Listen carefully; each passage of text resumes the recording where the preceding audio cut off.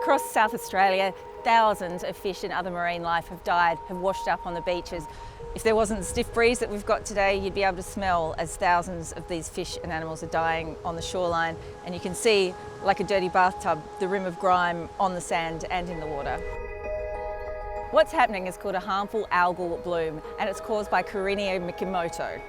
Now, it's not toxic to humans, despite those pretty unpleasant side effects that it can have, but people are told not to eat dead or dying fish and also to keep their pets away, particularly dogs, on the beach. We've seen mussel farms and oyster farms close. It's had a devastating effect on the fishing industry and the tourism industry, and everywhere beachgoers are just horrified.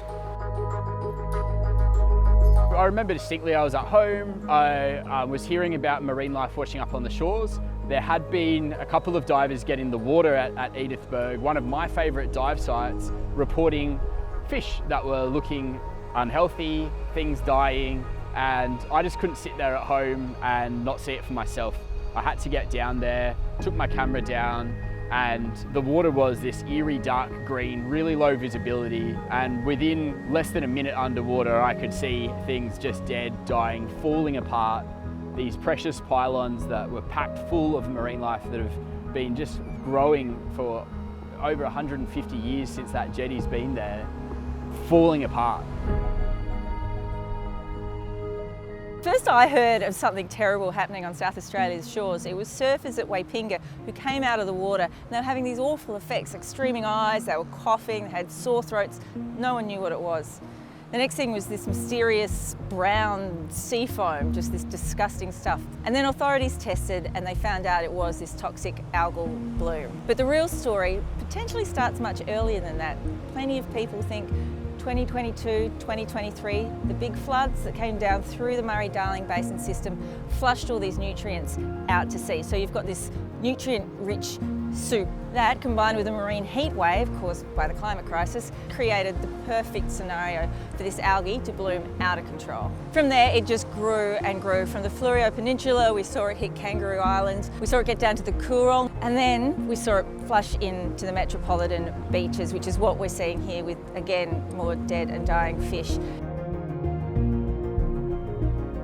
So we're down at Grange Beach in metropolitan Adelaide, and we've just come across a Port Jackson shark here. And if you can see on his gills there, that red staining is characteristic of the toxic algal bloom. The only solutions we see moving forward are addressing climate change and restoring all our benthic life. The seagrasses, the oysters, the pinner beds, the kelp forests are naturally there to suppress dinoflagellate blooms, and so restoring them will hopefully help us have a cleaner, greener future.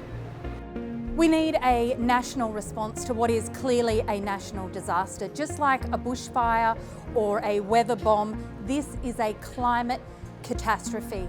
A catastrophe in our oceans, on our beaches, threatening our marine life, our fishing industry, our tourism industry. This is a crisis for South Australia, and we need our Premier, Peter Malinauskas, to pick up the phone and call the Prime Minister and say, mate, we need your help. Everyone wants to see an end to this algal bloom. The federal Greens would like to see it declared a national disaster.